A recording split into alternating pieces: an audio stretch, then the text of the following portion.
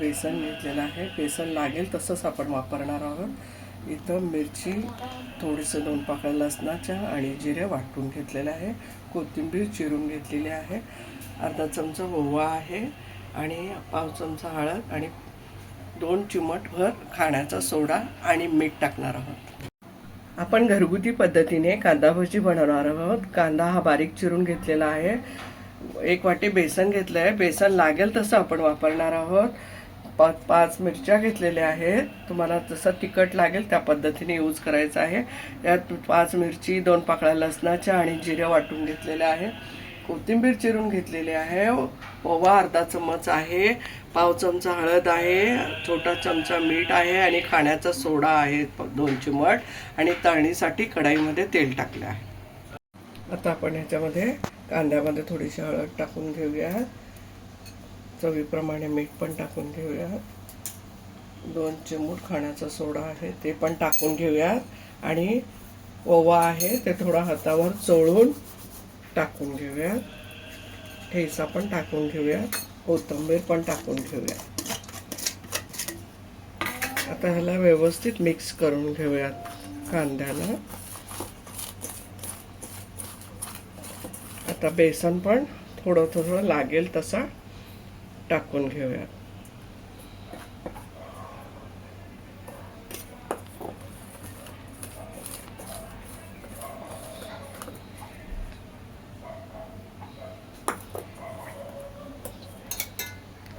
पाणी जास्त घालायचं नाही. लागेल तसंच पाणी घालायचं आहे. पाणी जास्त घातल्यास पातळ होण्याची शक्यता आहे.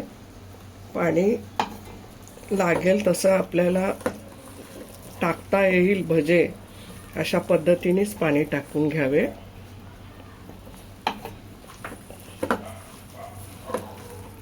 जर पीठ कमी पडलं असेल असं वाटत असेल तर तुम्ही पीठ थोडंसं टाकून घ्या.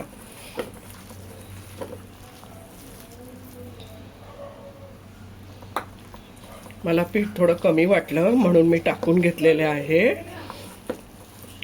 आणि संपूर्ण एकजीव करून घेतला आहे.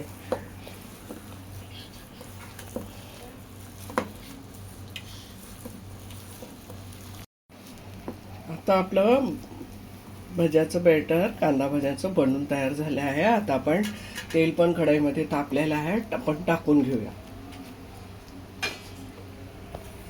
तुम्हाला वाटली मोठी टाकायची तर मोठी टाकू शकता, पण मला छोटी पटपट टाकायला बरी वाटतात म्हणून मी बारीक टाकत आहे भज्यांचं.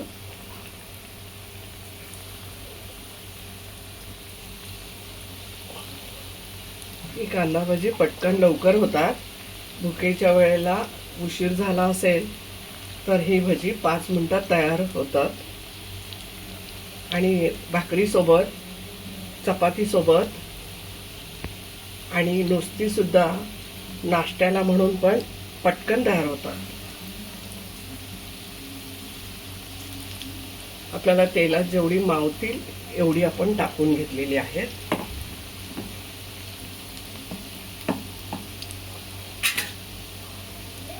तर भजी लाल होते, लाल आहे ते आपण पलटी करण्याचा प्रयत्न करत राहू आणि जे कच्चे असतील त्याला मध्ये ढकलण्याचा प्रयत्न करूया. आता घरगुती आहे म्हणून मी जास्त कढईभर तेल टाकलं नाहीये. थोडं कमी तेल आहे, पण त्या तेलामध्ये आपण ऍडजस्ट करून भजी तळणार आहोत. भजी तळून छान तयार झाली आहे. आता आपण ह्या भज्यांना बाहेर काढून घेऊया, सर्व करूया.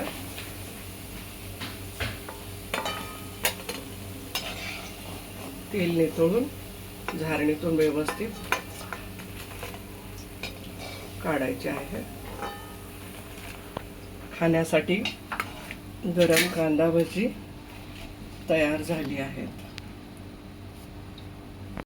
कांदा भजी तयार झाली आहे, सर्व केलेली आहे. मस्त खा, स्वस्त राहा, आनंदी राहा. धन्यवाद.